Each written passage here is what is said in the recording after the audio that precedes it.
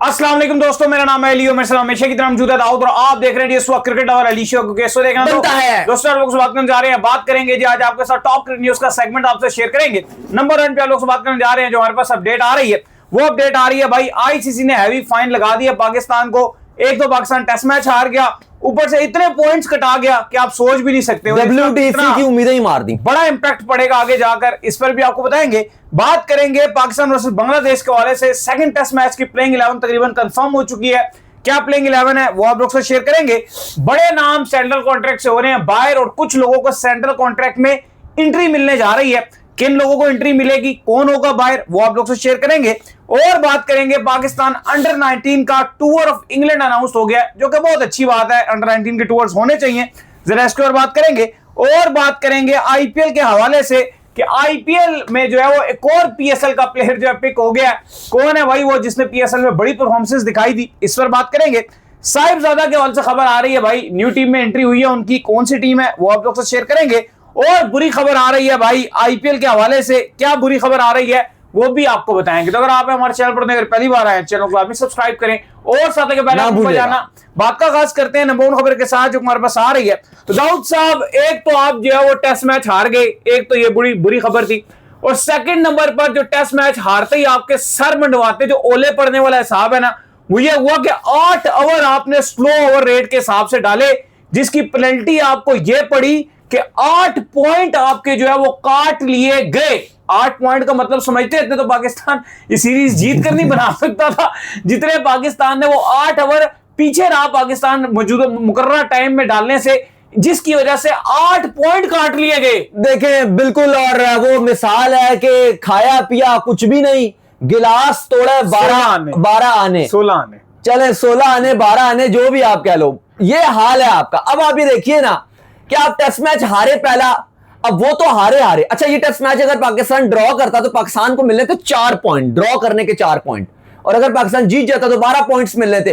अब south Africa के साथ आप जो एक टेस्ट मैच जीते थे और जो सीरीज आपने बराबर की थी साउथ अफ्रीका के साथ, एक वो जीते थे, एक हम जीते थे, तो कुछ हमारे पास गरीबों के पास कुछ थोड़े बहुत 12 पॉइंट्स थे।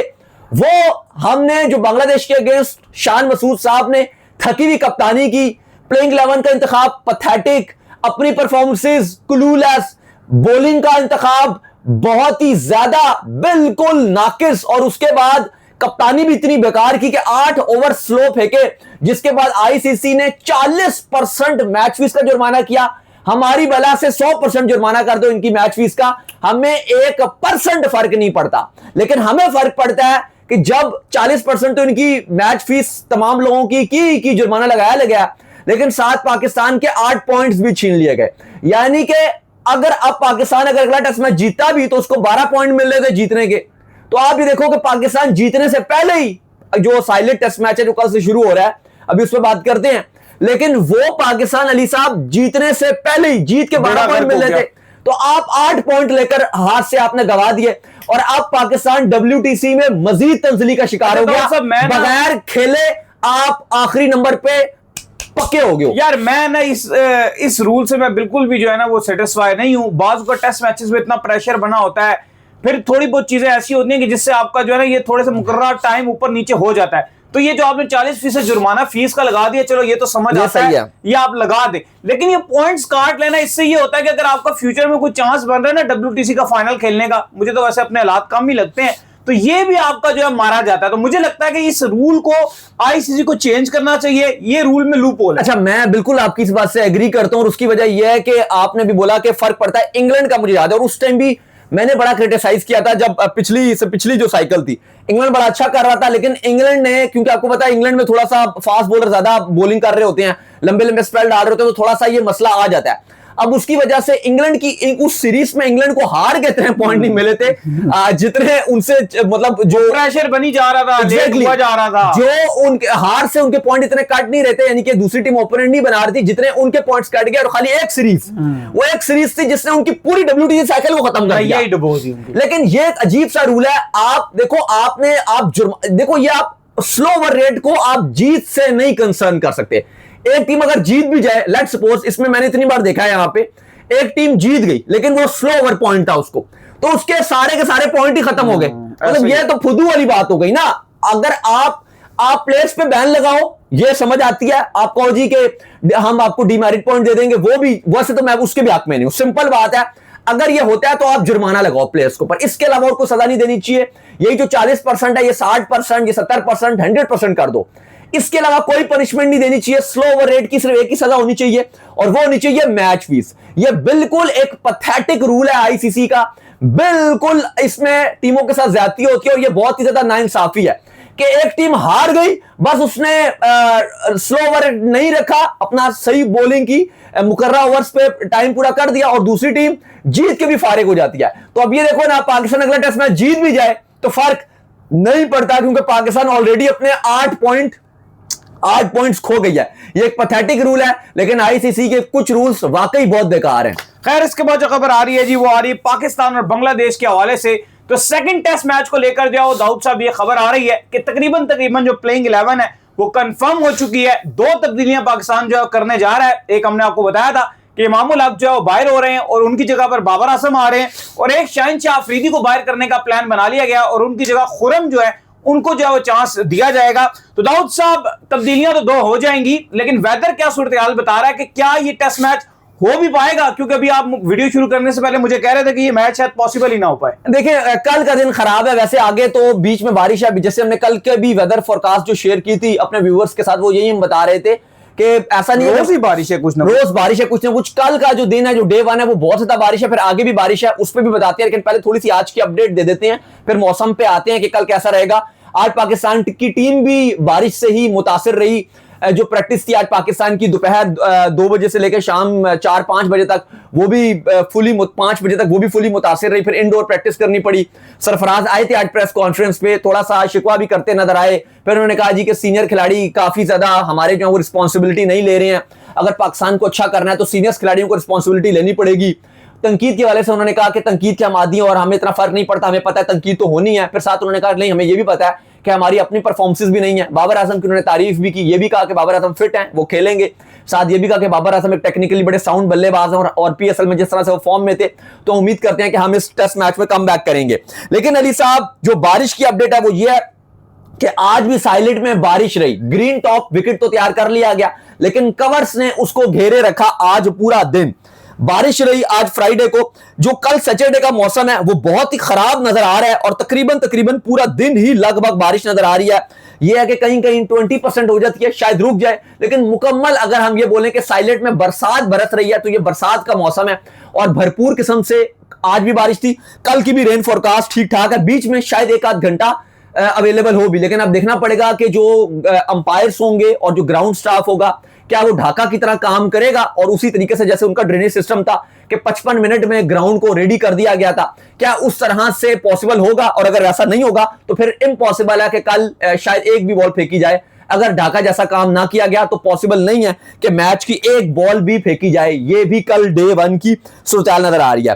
फिर अगर आप डे 2 की बात करो तो उसमें सुबह सुबह जरूर बारिश है। जो आपका पहला आप कह लो कि 10 बजे तक बारिश है, सुबह 6-7 बजे से बारिश लगी रहेगी, लेकिन उसके बाद बारिश नहीं है। तो उम्मीद की जा रही है कि आधा घंटा ही शायद मुतासिर होगा, ग्राउंड स्टाफ थोड़ा सा काम कर लेगा, डिले मैच शुरू होगा, लेकिन आगे हो जाएगा। डे 3 की बात करें, इसमें भी बारिश है, और इसमें भी सूरत-ए-हाल वही है कि सुबह सुबह बारिश है, 9-10 बजे 7 बजे से लेकर 9-10 बजे तक हल्की हल्की बारिश है। उसके बाद आगे जो है वो बारिश नहीं है, लेकिन आखिरी टाइम पे फिर बारिश आ रही है, लेकिन बाकी पूरे दिन में बारिश नहीं है। फिर अगर आप ट्यूसडे की बात करें तो वो भी दिन बहुत ज्यादा खराब नजर आ रहा है, और लगभग दोपहर 2-3 बजे तक तकरीबन बारिश नजर आ रही है। तो तकरीबन इसके 4 जो दिन है, फिर बुध को बारिश नहीं, बुध को भी बल्कि बारिश है, वेडनेसडे को भी बारिश है, लेकिन वो थोड़ी कम ही है। ऑलमोस्ट अली साहब अगर आप देखें, थोड़ी थोड़ी बारिश या ज्यादा बारिश है तकरीबन 5 दिन ही फिलहाल, और मुकम्मल बरसात ये चल रही है। लेकिन कल का जो दिन है वो बहुत ही ज्यादा ढाका में खराब नजर आ रहा है। अच्छा, खैर इसके बाद उसके बाद जो प्लेइंग 11 के हवाले से हम बात कर रहे थे, प्लेइंग 11 में 2 तब्दीलियां की जा रही हैं पाकिस्तान की। एक तो सरफराज ने कंफर्म भी कर दिया, और हम भी आपको बता रहे हैं कि बाबर आजम आ रहे हैं। इमामुल हक को ड्रॉप किया जा रहा है। परफॉर्मेंस उनकी बिल्कुल ही पैथेटिक है, बिल्कुल क्लूलेस नजर आए हैं लगातार। ना सिर्फ अभी बल्कि हर टेस्ट सीरीज में आप देख लो, एक पूरी टेस्ट सीरीज में 1 रन बना लेते हैं। फ्लैट जो कंडीशन होती है, या 50, 60, 70, 80, 90 कहीं एक रन बना देंगे, तो बिल्कुल 4 इनिंग में से 1 बना देंगे, और वो भी जब प्रेशर बिल्कुल भी नहीं होता, फ्लैटर कंडीशन होती है, हर कोई रन बना रहा होता है वहां पे बना लेते हैं, और जब प्रेशर बनता है सबसे जो पहला खिलाड़ी अपने हैंड्स अप करता है और जो पैथेटिक है वो इमामुल हक है। तो एक बेहतरीन डिसीजन है, वेलकम डिसीजन है कि इमामुल हक को दूध में से मक्की की तरह निकालकर ना सिर्फ फेंकना चाहिए बल्कि उनको बिल्कुल अब ड्रॉप कर देना चाहिए, किसी काम के नहीं है। कोई 10 साल में इन्होंने पाकिस्तान टीम को कोई मैच जितवाया हो तो याद नहीं आता, जो अच्छी मुश्किल कंडीशन है प्रेशर सिचुएशन में। शान मसूद ओपनिंग करने के लिए जा रहे हैं, सऊद शकील को स्टिल उनके ऊपर बिलीव किया गया क्योंकि वो वाइस कप्तान है, वो खेलेंगे।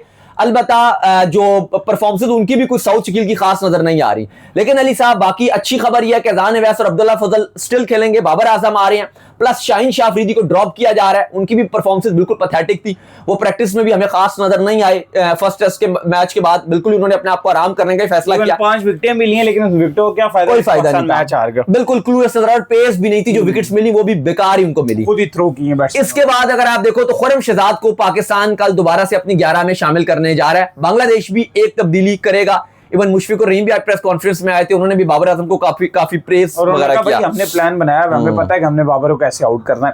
खैर इसके बाद जो खबर आ रही है जी वो आ रही है कि बड़े नाम जो सेंट्रल कॉन्ट्रैक्ट है उससे बाहर होने के लिए जा रहे हैं। आपको याद होगा कि 2023 में जब हम श्रीलंका में मौजूद थे, एशिया कप के दौरान ये बड़ी कंट्रोवर्सी चली थी सेंट्रल कॉन्ट्रैक्ट की लेके, और उस टाइम के ऊपर ये सेंट्रल कॉन्ट्रैक्ट जो अनाउंस हुआ था, तो जब आपके चेयरमैन मोहसिन जका अशरफ के दौर में अनाउंस हुआ था और चेयरमैन मोहसिन नकवी आए थे, उन्होंने इवन इसको खत्म तो नहीं किया था, लेकिन इसके अंदर थोड़ा सा ये किया था कि पिछले साल में एक कैटेगरी खत्म कर दी थी, कुछ खिलाड़ियों की जो डिमोशंस है वो की थी। लेकिन अब खबर ये आ रही है कि काफी खिलाड़ी ऐसे हैं जिनको अब ये सेंट्रल कॉन्ट्रैक्ट शायद इस बार मिले भी ना। 3 सालों का सेंट्रल कॉन्ट्रैक्ट था जो कि 30 जून को जाकर जो है खत्म हो जाएगा, और जुलाई से जो है वो नया सेंट्रल कॉन्ट्रैक्ट जो है वो अप्लाई होगा। और जिन खिलाड़ियों के नाम आ रहे हैं जिनको शायद हो सकता है सेंट्रल कॉन्ट्रैक्ट ना मिले, उसमें नवाज शामिल है, फहीम अशरफ आपके शामिल है, खुशदिल शाह जो है उसके अंदर दाऊद साहब शामिल है, हुसैन तलत जो है उसके अंदर शामिल है, और कुछ नए खिलाड़ी ऐसे हैं जिनको जो है वो पॉसिबल तौर पर इन कॉन्ट्रैक्ट में शामिल करने का एक प्लान बना लिया गया है, जिसके अंदर अब्दुल्ला फजल शामिल है और आपके नए ओपनर अजान अवैस भी इसके अंदर शामिल है, और कुछ डोमेस्टिक के परफॉर्मर को भी जो सेंट्रल कॉन्ट्रैक्ट देने का प्लान बना लिया गया है। और दाऊद साहब बड़े बड़े नाम और भी डिमोट होंगे। देखिए बिल्कुल खबर बड़ी है, और खबर यह है कि जो सालाना आपके सेंट्रल कॉन्ट्रैक्ट हैं, पिछले साल हमने देखा था कि पीसीबी ने यह पॉलिसी बनाई और उन्होंने कहा कि कोई भी खिलाड़ी इस काबिल नहीं है जो एक कैटेगरी में रखा जाए, और उसके बाद हमने देखा कुछ काफी सारे खिलाड़ी थे जिनको सेंट्रल कॉन्ट्रैक्ट भी दिया गया, तादाद भी खिलाड़ियों की पिछले साल हमने देखा कि बढ़ाई गई।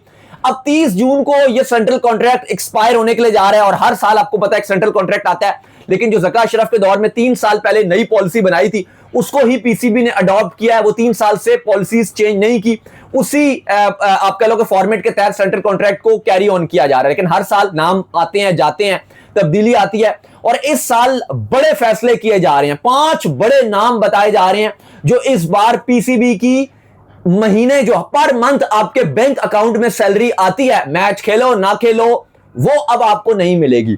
सबसे बढ़कर अब्दुल्ला शफीक का नाम आ रहा है। भाई अब्दुल्ला शफीक सेंट्रल कॉन्ट्रैक्ट में जगह बनाने में नाकाम रहे हैं और वो नहीं रहेंगे, और आई थिंक एक अच्छा फैसला है। जिस तरह की उनकी पैथेटिक परफॉर्मेंसेज रही हैं, बेहतरीन फैसला है, वो डिजर्व नहीं करते। मोहम्मद नवाज का भी यही हाल है। उनकी भी अगर आप देखो परफॉर्मेंसेज एशिया कप में भी बेकार, वर्ल्ड कप में भी बेकार, पीएसएल में भी उन्होंने कुछ नहीं किया, और जब उनको मौके मिल रहे हैं बिल्कुल कुछ भी नहीं कर रहे। फिर हुसैन तलत, और उनको भी लग रहा है पीसीबी को के बीच में चांसेस दिए, ड्रॉप किया, लेकिन वो फ्यूचर में शायद उनको उस तरह से मौके ना मिले, इसलिए उनको भी ड्रॉप किया जा रहा है। खुशदिल शाह को भी अब सेंटर कॉन्ट्रैक्ट में नहीं रखा गया। इवन पीएसएल में कुछ इंपैक्ट इनिंग्स उन्होंने जरूर खेली, लेकिन फिलहाल क्योंकि पाकिस्तान टीम में उनके चांसेस कम है आने के, इसलिए उनको भी नहीं दिया गया। और फहीम अशरफ को भी इस सेंट्रल कॉन्ट्रैक्ट से हटाया जा रहा है। थोड़ा सा मैं सरप्राइज हूं, ऐसा नहीं है कि फहीम की हम बहुत तारीफ करते हैं बैठ के, लेकिन हकीकत तौर पे जो आपका T20 वर्ल्ड कप पिछला गुजरा, शायद आप पहले राउंड में बाहर हो जाते अगर आप नीदरलैंड वाला मैच फहीम अशरफ आपको ना जिताते। बाकी आपके जितने बड़े बड़े नाम थे, चाहे बाबर हो गए, चाहे बाकी टीम के साथ हो गए, आगा हो गए, और भी आप जो भी ले लो, किसी ने आपको नीदरलैंड के अगेंस्ट नहीं बचाया। एक बचाने वाला था तो वो फहीम ही था, ठीक है। बाकी उसकी कोई खास परफॉर्मेंस इतनी नहीं रही, लेकिन आई थिंक सेंट्रल कॉन्ट्रैक्ट तो आप उसको दे ही सकते थे। लेकिन चूंकि पीसीबी ये समझता है कि आगे हम फहीम अशरफ को शायद कैरी ऑन नहीं करना चाहते, या T20 में उनको रखना चाहेंगे, लेकिन आगे चूंकि T20 है भी नहीं इस पूरा साल, तो आपके ज्यादा पाकिस्तान क्रिकेट बोर्ड जो है ना वो ये एक्सपेक्ट कर रहा है, जो इस बार सेंट्रल कॉन्ट्रैक्ट में नजर आ रहा है, कि ओडीआई और टेस्ट के जो प्लेयर हैं उन पे फोकस, क्योंकि मैचेस भी ज्यादा होंगे, क्योंकि देखो इसका मकसद भी ये होता है सेंट्रल कॉन्ट्रैक्ट का, फोकस नहीं किया जा रहा, क्योंकि जो आपके खिलाड़ी सिलेक्ट होते हैं और जो खेल रहे होते हैं लगातार आपकी टीम में, ये उन्हीं को दिया जाता है महाना तनख्वाह ज्यादातर, और जिनकी परफॉर्मेंस डिप हो जाती है उनको बाहर भी कर दिया जाता है। ऐसा ही है, और जाहिर है फिर वो टीम में भी क्योंकि उस तरह से नहीं आते, तो यही फैसला किया गया कि चूंकि फहीम अशरफ को T20 में रखा जाता है और अभी T20 है नहीं और शायद उनकी जरूरत ना पड़े, नवाज का भी यही सीन है, उनकी जरूरत नहीं पड़ेगी, इसी वजह से ऐसा लग रहा है कि इनको नहीं रखा जाएगा। अच्छी खबर यह है कि अब्दुल्ला फजल और अजान अवैस जिन्होंने डेब्यू पे ही बेहतरीन बैटिंग की और सब सीनियर्स को बताया कि ऐसे बांग्लादेश के अगेंस्ट बैटिंग की जाती है, उन दोनों को Pakistan cricket board central contract से नवाजने के लिए जा रहा है। अनफॉर्चुनेट ये सीन है कि पाकिस्तान टेस्ट क्रिकेट खेलता बहुत कम है और अब्दुल्ला फजल और अजान अवैस को कम ही मैचेस मिलेंगे, अभी ये मिलेंगे, फिर वेस्ट इंडीज के साथ 2 टेस्ट मैचेस मिलेंगे, लेकिन इस बार हाँ अभी हैं आपके, फिर इंग्लैंड के साथ आप खेलोगे, फिर श्रीलंका से खेलोगे, इस साल आपके थोड़े से टेस्ट मैचेस हैं, लेकिन अगर आप बात की जाए तो ये अच्छी खुशखबरी है कि इन दोनों को पीसीबी ने सेंट्रल कॉन्ट्रैक्ट देने का फैसला किया है। बिल्कुल जी, क्योंकि इससे होगा ये ना कि जो आपके नए डोमेस्टिक के परफॉर्मर हैं वो भी जरा एक्टिवेट हो जाएंगे। खैर इसके बाद जो अपडेट आ रही है वो आ रही है कि पाकिस्तान टीम का अंडर 19 का टूर ऑफ इंग्लैंड दाऊद साहब अनाउंस हो गया है, जो कि बड़ी अच्छी बात है। बड़े कम टूर जो है वो आपके देखने को मिलते हैं अंडर 19 के। ये अंडर 19 टीम वही है जो रिसेंटली आपको याद होगा कि एशिया कप जीत कर आई थी और पाकिस्तान ने इंडिया को जो है उस एशिया कप में जो बिछाड़ा था, बड़ी शानदार किस्म की परफॉर्मेंसेस जो है वो एशिया कप में इनकी देखने को मिली थी।